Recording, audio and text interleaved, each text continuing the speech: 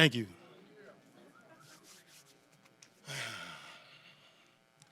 There was a time when I believed in and was fueled by pain and agony. But now, I believe in the capacity for change. What it is you have to be able to identify the ability to tap into that capacity for change. That's where the work begins. I would like to share with you when I realized that I had the capacity to change. Can I ask a question? Does anybody in here have any tattoos? Yes. Those of you with tattoos, is it safe to say that some of them, if not all, have a significant meaning? Yes. I get it, because I too have a bunch of tattoos that mean a great deal to me. Like here on my arm, this is my youngest daughter, Monster. She was a terror when she was a toddler. She used to get into everything. She had this mysterious grin on her face when she used to do it. On this arm is Brittany. This is my artist. She's always creating things, expressing her innermost feelings. She has to get that from my mother's side of the family. On my stomach is my oldest daughter, Shamik. She's the stern one of the bunch. She don't take no mess from nobody. She don't even take no mess from me. She definitely gets that from my side of the family. I also have on my chest my mother, my father, and my grandmother. It's a memory for the life that they lived. But that's not the tattoo that I want to talk to you about today. The tattoo I want to talk to you about is on my back, and it reads pain and agony. The motivation for me getting that tattoo at the time, because I believed that's all the world had to offer me. And I was going to repay that favor tenfold. Pain and agony. Let's start with pain. Growing up in the harsh community that I did, I can understand now how I internalized pain. Physical pain was common. Look here on my arm. Somebody tried to fry me like a piece of chicken.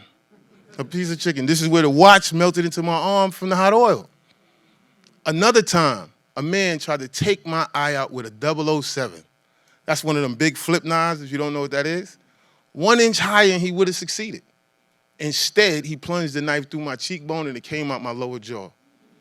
Now, I can go on for days telling you stories of gruesome events, but I would like to move on to the agony part of the belief system that I embraced with the vigor of life and death.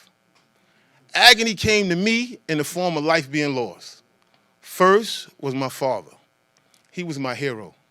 He looked the part too. He stood 6 feet 4 inches tall and weighed well north of 300 pounds. As you can see, I'm a chip off the old block. Not only did he look the part, he played the part as well. He provided a great life for me and my family. We wanted for nothing. We were whole. We were safe. And then at 12, over 40 years ago, yes, I'm over 50, my father suffered a massive stroke. And at the time, I didn't know what that was.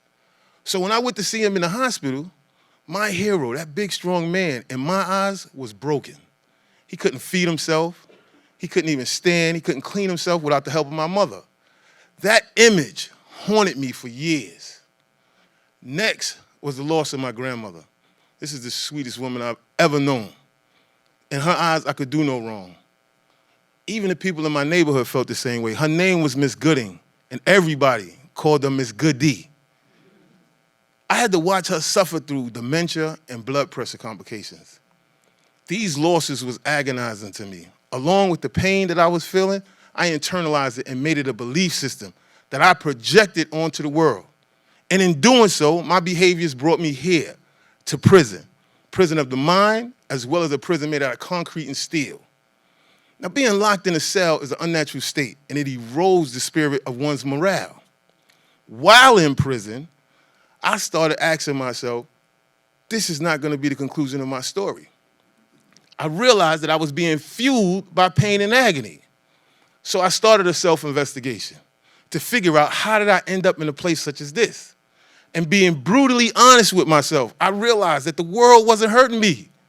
I was the one hurting the world. I was the one hurting me. Remember when I talked about the burn on my arm?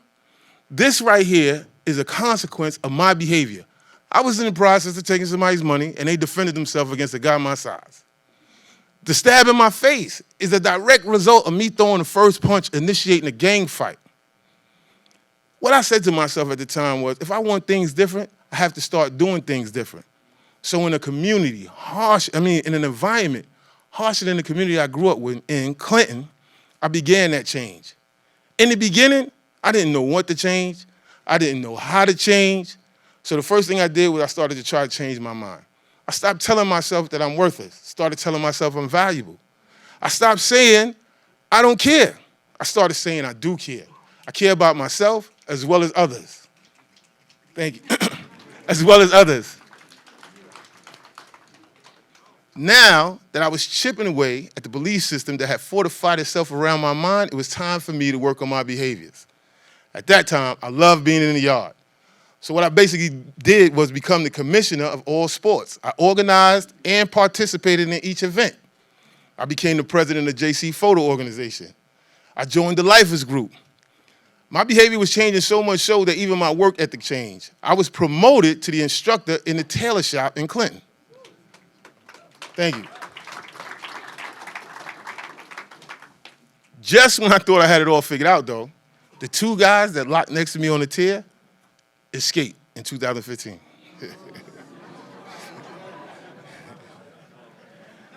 I know y'all all want to hear about the escape.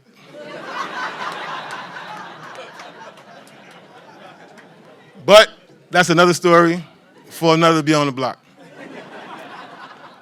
So, their behavior sent me to the box. That's SHU, Special Housing Unit. And in the box, that old belief system came clawing back at my conscience, screaming at me, you see, the world has nothing but pain and agony to offer you.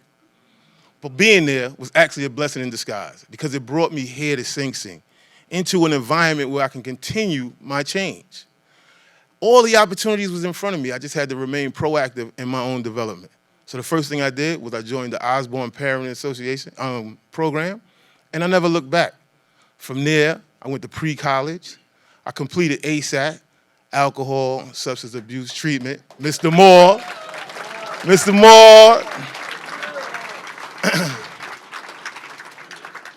And now, I'm a proud student in Hudson Link Mercy College, working towards my first degree in behavioral science.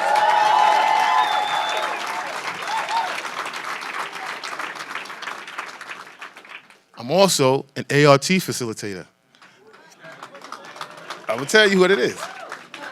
ART stands for Aggression Replacement Training. Think about it. Me, pain and agony, helping others to identify and deal with their aggressive behaviors. I'm also, thank you. I'm also a member of Voices that Superintendent Capra so eloquently endorsed earlier, and I'm proud to be a member of that because they're doing things that I never thought could be possible inside prison. So thank you again, Superintendent Capra. But let me get back to this tattoo. Now that I'm making all these changes in my life, right, I still wear this tattoo on my back. So how could this tattoo, I don't believe in this no more. I don't believe in pain and agony. I don't embrace it in that manner. But how could this tattoo still represent who I am and what I believe? I started thinking, and I turned pain and agony into an acronym. PAIN stands for Profit Amongst Ignorant Nation. Agony stands for Always Going On, Never Yielding.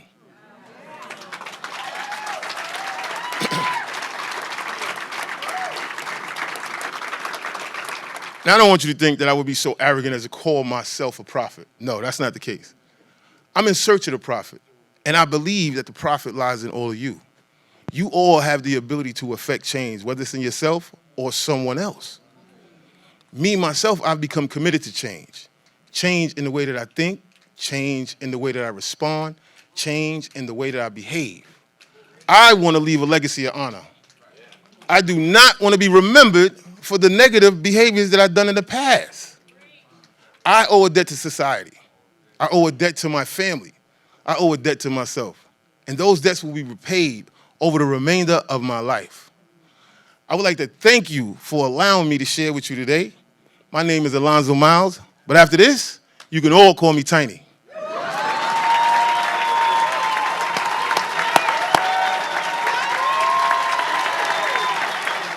Thank you, thank you, thank you, thank you. I'm humbled.